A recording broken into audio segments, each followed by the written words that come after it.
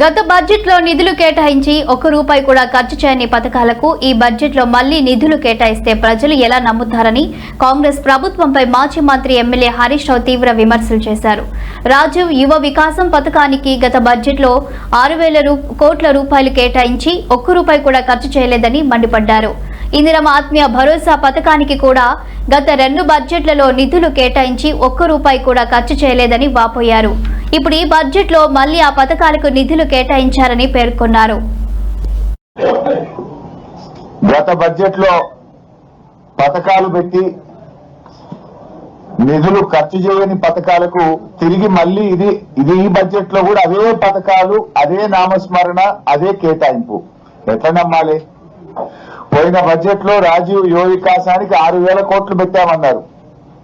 6 పైసలు కూడా ఖర్చు పెట్టలేదు. మళ్లీ ఈ బడ్జెట్ ప్రసంగంలో మళ్లీ అదే రాజీవ్ యువ వికాసం పథకం గురించి ఏదో గొప్పగా చెప్పారు. పోయిన బడ్జెట్ లో చెప్పారు, బల్లెలు కొట్టారు, 6 పైసలు ఖర్చు పెట్టలే.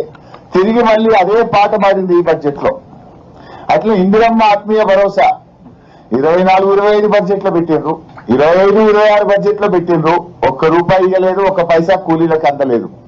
మళ్లీ ఈ బడ్జెట్ లో అదే చదువుడు చదివిండు బట్టి. అంటే నీ బడ్జెట్ కో శాంటిటీ లేదు. బడ్జెట్ అనేది కేవలం అంకెలు, మాటల గారడిగా మార్చింది తప్ప మీ కేటాయింపుల ఖర్చు విషయంలో ప్రజలకు పథకాలు అందించడంలో చిత్తశుద్ధి లేదు అని అర్థమైతా ఉంది.